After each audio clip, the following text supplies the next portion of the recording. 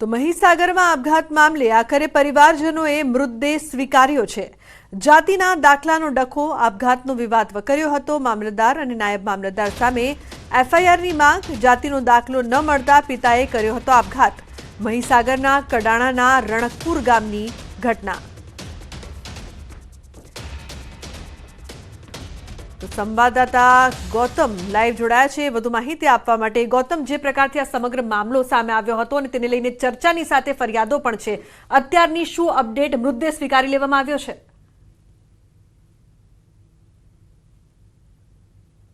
ચોક્કસથી જે પ્રકારે જે દાખલો જે લેવા માટે ગયા હતા અને ધક્કા ઉદાભાઈને ખાવાની નોબત જે છે તે આવી હતી અને તેના કારણે તેમને મોતને વાલું કર્યું છે। અને ગઈકાલે થી આ તમામ જે પરિવારજનો જે છે તેમણે તેમનો મૃતદેહ સ્વીકારવાનો ઇનકાર કર્યો હતો, પરંતુ સમાજના લોકો આવ્યા હતા અને તેમણે હવે મૃતદેહ સ્વીકારવાની જે તૈયારી જે છે તે દર્શાવી છે અને તેની હવે અંતિમ ક્રિયા જે છે તે કરવામાં આવશે। પરંતુ તે પહેલા જ ઉદાભાઈ જે પ્રકારનો સંઘર્ષ કર્યો છે તે સંઘર્ષની ઘટના ન્યૂઝ 18 દ્વારા બતાવવાનો પ્રયાસ કરીશ કે આ ભાઈ જે છે તેમનું ખેતર જે છે તે આવેલું છે, તેમાં એમણે ઘઉંનું વાવેતર કર્યું છે, મકાઈનું વાવેતર કર્યું છે। એની એક્ઝેક્ટ ખેતરની બાજુની અંદર આ ડુંગરાળ વિસ્તાર તમે જોઈ રહ્યા છો। આ ડુંગરાળ વિસ્તાર ચીરીને તેમને દાખલો લેવા જવા માટેની નોબત જે છે તે આવતી હોય છે અને જેના કારણે એક દિવસ નહીં, બે દિવસ નહીં, પરંતુ વારંવાર ધક્કા ખાવા પડતા હતા અને આ ધક્કા ખાઈને કંટાળીને અંતે ઉદાભાઈ જે છે તેમણે મોતને વાલું કર્યું છે। આ તમામ જે પરિવારજનો જે છે તેમણે ગઈકાલે આ સમગ્ર ઘટના બની હતી તેને લઈ અને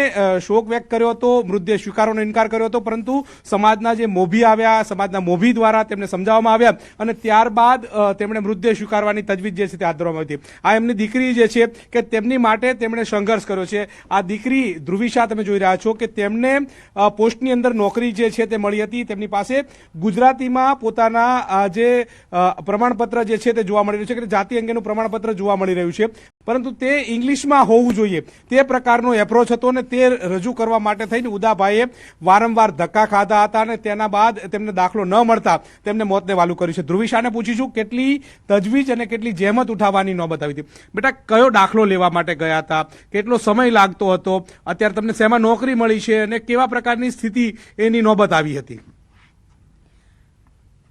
ગુજરાતીનો દાખલો હતો અને પપ્પા ઇંગ્લિશનો દાખલો લેવા ગયા હતા, પણ ત્યાં તેમને વારંવાર ધક્કા ખાવા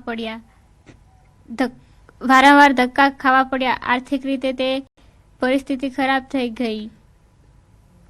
શેમાં નોકરી મળી છે અને શેમાં નોકરી માટેનો દાખલો જોઈતો હતો? પોસ્ટમાં નોકરી મળી છે અને ઇંગ્લિશનો દાખલો જોઈતો હતો, ગુજરાતી પર મળી હતી। શેમાં નોકરી મળી હતી એટલે કયા ખાતાની અંદર નોકરી મળી છે? Post master. એટલે કેટલા દિવસની અંદર દાખલો રજૂ કરવા માટેનું તમને કીધું હતું? 15 દિવસમાં। એટલે 15 દિવસથી તમારા ફાધરે ધક્કા ખાધા પણ દાખલો ના મળે એવું થયું? હા, 15 દિવસથી પપ્પાએ ધક્કા ખાધા પણ વારંવાર ધક્કા ખાવાથી દાખલો પણ ના મળ્યો, તેથી પપ્પાએ આત્મહત્યા કરી લીધી। કાકા, શું કહેશો? કેટલી મુશ્કેલી જે છે તે પડતી હોય છે અને જેના કારણે તમારે મુશ્કેલીનો સામનો કરવો પડતો હોય છે। આ તમારા એકની સમસ્યા નથી, અમે આજે ફર્યા પણ ખરા। 80 જેટલા ગામો જે છે કે જે આ પ્રમાણે દાખલો લેવા માટે મુશ્કેલીનો સામનો કરી રહ્યા છે। ઇંગ્લિશમાં ઉદાભાઈને તો જાણ કરવામાં કે ઇંગ્લિશ જોઈ છે, તો ઉદાભાઈ લગભગ 15 દિવસ અગાઉ મહિનાથી દાખલા તજવીજ કરી રહેલા। આ ડોક્યુમેન્ટ લાવો, પેલું લાવો, મારા બધા જે પૂછે એટલે જે કંઈ લઈને જાય એટલે કે આ ખોટું છે। અઠવાડિયે જો આ પંચાયતોમાં જાય કે બીજા નકલ કાઢી લાવે તો આ ને બીજું આ પુરાવો લાવો, કોઈ વિશ્લેષણનો દાખલો રજૂ કરો, કોઈ કુટુંબને કોઈને મળેલો હોય તો, કોઈને તમારા દાદાને કે પરિવાર મળે એ દાખલાની કોપીઓ રજૂ કરો। એ રજૂ કરો રોજ સાહેબ મામલતદાર કચેરી મને બહાનો જ કાઢવામાં આવતો હતો, પછી કંટાળીને મેં તમે રૂબરૂ આવો ને મને કાઢું કાકા। હું રૂબરૂ 2-3 વાર સાહેબ ગયો કામ ધંધો છોડીને, ત્યાં કહો જ ના જાય તો 5 વાગે 6 વાગે નિરાશ થઈને પાછા ઘેર આવીએ। વચ્ચે કોઈ પ્રમુખ સાહેબને કીધું આપણે પાર્ટીના હતા આપણે, એટલે એવું હતું કે દાખલો નહીં આપીએ તો છોકરી નોકરી જતી રહેશે એવું ડિપ્રેશનમાં આવી ગયા? એવું કહેતા કે તમને વાયદો 5 દિવસ 15 દિવસ થયા, મેં ક્યાં આવી છે તમે દાખલો નહીં રજૂ કરતો, કાયદેસરની કાર્યવાહી તમે છોકરી પર થશે। એટલે ગભરાઈ જાય પછી અને પૈસા ટકે બધા ખાલી થઈ ગયેલા, એમની આર્થિક પરિસ્થિતિ નબળી થઈ જાય। અચ્છા, તમે આ સંઘર્ષ કરી રહ્યા છો અને આ દાખલો તમારા સિવાય બધા લોકોને મળે એ માટે તેમને એમનું મૃતદેહ સ્વીકારવાનો પણ તમે ના પાડી હતી, હવે સ્વીકારી રહ્યા છો, એટલે કોના કહેવા ઉપરથી તમે હવે સ્વીકારવા માટે તૈયાર થયા છો અને શું શું બાંયધરી તમને આપી છે? અમને પોલીસે એમ કે તમને કાયદેસરની કાર્યવાહી અમે કરશું જ, જે કલેક્ટર કોઈ બી તમને આ તપાસ અમે કરી રહ્યા છીએ અને બીજા અમુક જે બન્યામાં કુટુંબ પરિવારજનો કે આપણે લાશની ખરાબી થાય કે ભાઈ શું થયું એટલે એને વ્યવસ્થા કરી દો એમ કે તો અમને સમજાય એટલે શું કરે હા પાડી પછી આજે લેવા બરોડા ગયા છે 4-5 છોકરા. પણ આ દાખલા માટે કેટલો સંઘર્ષ કરવો પડે છે? દાખલા માટે સાહેબ તો કંટાળી જવાયું રોજના તો વાર છે કાં તો લાઇટ નથી આજ તો નેટ નથી ચાલતું એમાં બોનો કરવામાં તો માનવું શકાય છે. એમ તો એ દિવસ 15 દિવસ અગાઉથી રખડતા સાહેબ 1 મહિનો પછી ત્રાસીને છેવટે પૈસા ક્યાંથી લાવવા રોજના સાહેબ. મને ધારો કે 2 છોકરા મને જીવન લઈ જાય તો ચા પાવી પડે ટાઈમ એક હતો નાસ્તો કરાવી દેતા 25 હોય નાસ્તો ઉદાબેન એમ થયું કે દાખલો પૂછે ઘરનો દાખલો શું થયું એટલે પછી તમે રોજ નાસ્તો ના વાયદા કરો એટલે. ઉદાભાઈ કેટલું ભણેલા હતા? ઉદાભાઈ 12મા સુધી ભણેલા સાહેબ. તમે વિચાર કરો કે 12મા સુધી ભણેલો વ્યક્તિ કે જે એક જાતિનો દાખલો કે જે ગુજરાતીમાં છે અંગ્રેજીમાં કરવો છે અને એ સામાન્ય કચેરીની અંદર થઈ જાય છે. સરકાર અનેક કાર્યક્રમો પણ યોજતા હોય છે અને કાર્યક્રમો આધારે પણ આ દાખલો જે છે તે મળી જતો હોય છે, પરંતુ ન મળ્યો તેના કારણે મોતને વાલું કરવું પડ્યું અને તેના કારણે આજે પરિવારજનો પણ મુશ્કેલીમાં મુકાય છે. આ તમામ પરિવારજનો તમે જોઈ રહ્યા છો કે 2 દિવસથી આ પ્રકારે બેઠા છે, યાતના સહન કરી રહ્યા છે. દાખલો નથી મળ્યો ને એના કારણે બિલકુલ ગૌતમ, તમે જોઈ રહ્યા છો કે વૃદ્ધ પિતા જે છે. બિલકુલ. ખૂબ જ શરમની વાત છે કે તંત્ર આટલી નાનકડી માંગ માટે એક વ્યક્તિને મોતના મોઢે ધકેલે છે અને તેને પોતાનો જીવ ગુમાવવો પડે છે. આભાર આ સમગ્ર માહિતી બદલ. ખરેખર તંત્રને નોંધ લેવાની જરૂર છે. એક મોભી એક બાળકી ગુમાવ્યો.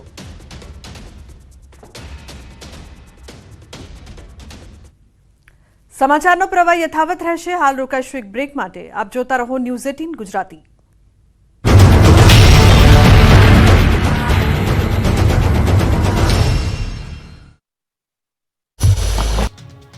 ડાકોરમાં તસ્કરોએ કઈ હદે આતંક મચાવ્યો છે તે જુઓ. ડાકોરની સોસાયટીમાં રાત્રે તસ્કરો ત્રાટક્યા હતા. ધરતી રેસિડેન્સીમાં ચોરો ઘૂસ્યા હતા. ચોર તત્વોએ 2 મકાનના તાળા તોડ્યા અને મકાનમાં ઘૂસી ગયા હતા. અંદર જઈને દાગીના કે પૈસા શોધવા માટે આંટાફેરા કર્યા, મહેનત કરી, મકાનની ઘર વખરી વેરવિખેર કરી, પરંતુ તસ્કરોને હાથમાં કંઈ ન લાગ્યું. જોકે ચોરોની કિસ્મત ફૂટી કે મકાનમાં કોઈ ઘર વખરી ન હોવાથી તસ્કરોએ લીલા તોરણે પાછું ફરવું પડ્યું. સીસીટીવીના આધારે પોલીસે સમગ્ર બાબતે તપાસ હાથ ધરી છે.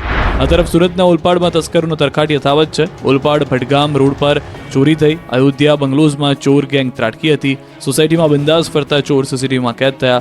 ચોરોનો ત્રાસ વધતા સ્થાનિકો દ્વારા લોકોને સાવધાન રહેવા મેસેજ ફરતો કરાયો છે. મહેસાણા મહાનગરપાલિકા દ્વારા સતત બીજા દિવસે દબાણ ઝુંબેશ ચાલુ રાખવામાં આવી હતી. મંગળવારે પણ સવારથી શહેરમાં દબાણ હટાવ ઝુંબેશ શરૂ રાખી.